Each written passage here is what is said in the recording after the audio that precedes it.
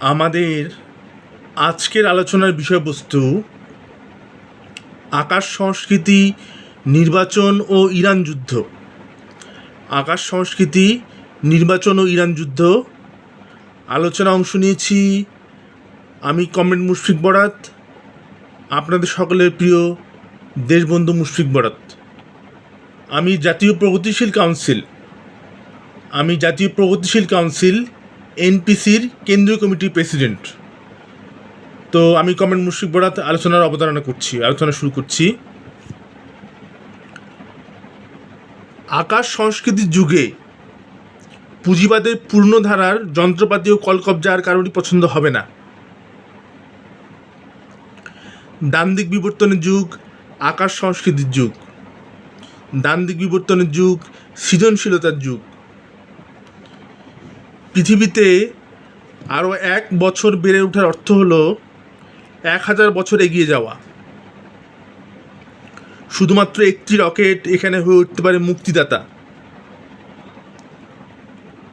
একজন নারী এখানে হয়ে উঠতে পারে প্রেরণার উৎস। যাবতীয় প্রতিক্রিয়াশীলতার পেছনে ফেলে সাম্যবাদ প্রতিষ্ঠাই আমাদের ধর্ম। জয়গান গাইব সমাজতন্ত্রের, পুঁজিবাদের নয়। সর্বোপরি সব কিছু ফেলে আমাদের মানবতাবাদী হতে হবে। সকলকে নয়, শুধুমাত্র সবচেয়ে অগ্রগামীদের সর্বোচ্চ সহযোগিতা দান কাম্য। অবশ্য যারা যারা সহযোগিতা প্রবণ নয়, তাদের সাথে যা খুশি তাই করা যায়। সেটা কমিউনিস্টরা হয়তো আর বোঝাতে পারল না। কেউ কেউ ভাববাদ ও নির্বাচনের উপর আস্থা স্থাপন করল। পরিণতিতে যাবতীয় সাহসিকতা ও সম্মানবোধ হারালো। শুধু একটি দিন কাটানো যাদের ধর্ম ও কর্ম, প্রশ্ন উঠতে পারে তাদের মানবিকতা থাকবে কেন? আমি আবার বলছি, শুধু একটি দিন কাটানো যাদের ধর্ম ও কর্ম, প্রশ্ন উঠতে পারে তাদের মানবিকতা থাকবে কেন?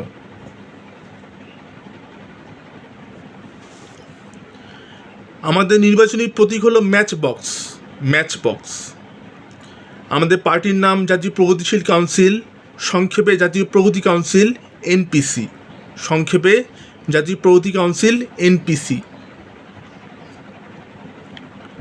আপনারা ম্যাচ বক্স নিয়ে পাড়া মহল্লায়, হাটে মাঠে, ঘাটে ও স্থানীয় বাজারে ছড়িয়ে পড়ুন। মাত্র 1 টাকার ম্যাচ বক্সের জন্য কোনো সমস্যা থাকার কথা নয়। আবারও বলছি, মাত্র 1 টাকার ম্যাচ বক্সের জন্য কোনো সমস্যা থাকার কথা নয়। এমনকি বাজারে বিনামূল্যে ম্যাচ বক্স পাওয়া যায়। আমাদের পার্টি নেতাকর্মীদের দ্বারা ম্যাচ বক্স ঘরে ঘরে পৌঁছে যাক, এই একান্ত কাম্য। নির্বাচন ঘন ঘন আসে না। এমপি ইলেকশনে মার্কা ম্যাচ বক্স মার্কা, জাতীয় সংসদ নির্বাচনে মার্কা ম্যাচ বক্স মার্কা।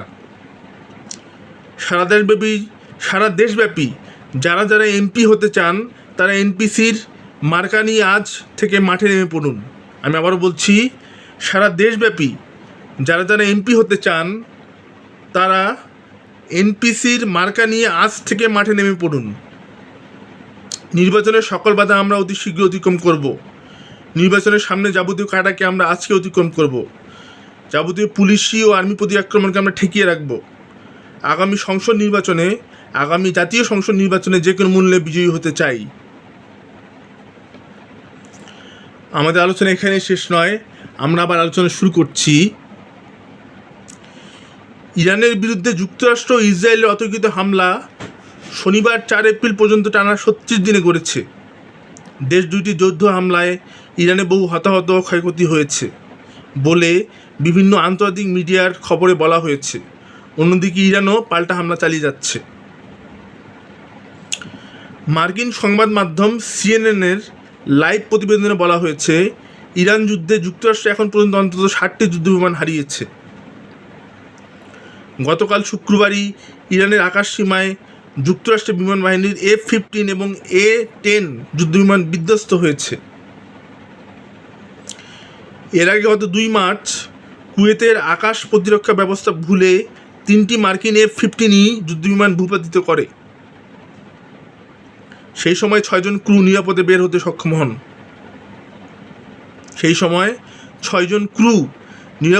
হতে সক্ষম হন। মার্চের 12 তারিখে ইরাকে KC-135 জেট ট্যাঙ্কার বিধ্বস্ত হলে যুক্তরাষ্ট্রের 6 জন ক্রু নিহত হন।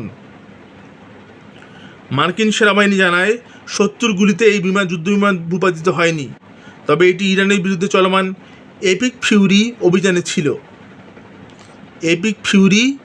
অভিযানে ছিল। এছাড়া গত 27শে মার্চ সৌদি আরবে প্রিন্স সুলতান বিমান ঘাঁটিতে বোয়িং A3 সেন্ট্রি বা AWACS বিমান বিধ্বস্ত হয়। সেই সময় যুক্তরাষ্ট্রের অন্তত 10 জন সেনা আহত হয়েছেন। সূত্রের বরাতে CNN আরও জানায়, সৌদি ঘাঁটিতে হামলায় সেই সময় মার্কিন বিমান বাহিনীর একটি ট্যাঙ্কার ক্ষতিগ্রস্ত হয়। পাশাপাশি গত মাসে যুক্তরাষ্ট্রের F-35 যুদ্ধবিমান গত মাসে মধ্যপ্রাচ্যে মার্কিন ঘাঁটিতে জরুরি অবতরণ করে। গত 28শে ফেব্রুয়ারি ইরান ও ইসরায়েলের ওপর যুক্তরাষ্ট্র ও ইসরায়েলের হামলা শুরু হওয়ার পর থেকে ইউরোপীয় ইউনিয়নের ইউএর দেশগুলোর মধ্যে সবচেয়ে কঠোর অবস্থান নিয়েছে স্পেন। কেবল কঠোর বার্তার মধ্যে সীমাবদ্ধ না থেকে মাদ্রিদ এই যুদ্ধের বিরোধিতাকে সরাসরি রাষ্ট্রীয় নীতিতে রূপান্তর করেছে, যা ব্লকটির অভ্যন্তরীণ রাজনীতিতেও প্রভাব ফেলছে। স্পেনের প্রধানমন্ত্রী পেদ্রো সানচেজ এই যুদ্ধকে অবৈধ ও বিপজ্জনক বলে অভিহিত করে তীব্র নিন্দা জানিয়েছেন। গত 4 মার্চ এক টেলিভিশন ভাষণে তিনি বলেন, স্পেনের অবস্থান স্পষ্ট যুদ্ধকে না। তিনি সতর্ক করেন যে এই সংঘাত আঞ্চলিক ও বৈশ্বিক ভয়াবহতা ডেকে আনবে। মধ্যপ্রাচ্য বিষয়ক সংবাদ মাধ্যম আল মনিটর এ খবর জানিয়েছে। সানচেজ প্রশাসন কেবল কথায় নয়, কাজেও কঠোরতা দেখিয়েছে।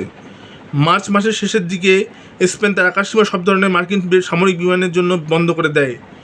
এর আগে রটা এবং মোরনের মতো যৌথ সামরিক ঘাঁটিগুলো ইরান অভিযানে ব্যবহারের অনুমতি দিতে অস্বীকার করে মাদ্রিদ। স্প্যানিশ কর্মকর্তাদের মতে এই অবৈধ ও অন্যায্য যুদ্ধে স্পেন কোনোভাবে অংশীদার হতে চায় না। বার্সেলোনা সেন্টার ফর ইন্টারন্যাশনাল অ্যাফেয়ার্সের পরিচালক পোল মোরিলাস বলেন, অন্য অনেক দেশ উত্তেজনাপূর্ণ কথা বললেও স্পেন তার নীতিতে অটল।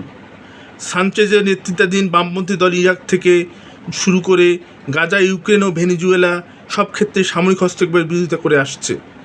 আমাদের আলোচনা এখানে শেষ, কমরেড। আমরা এই বিষয়টি নিয়ে আবার পুনরায় আলোচনায় ফিরে আসবো। ধন্যবাদ সকলকে।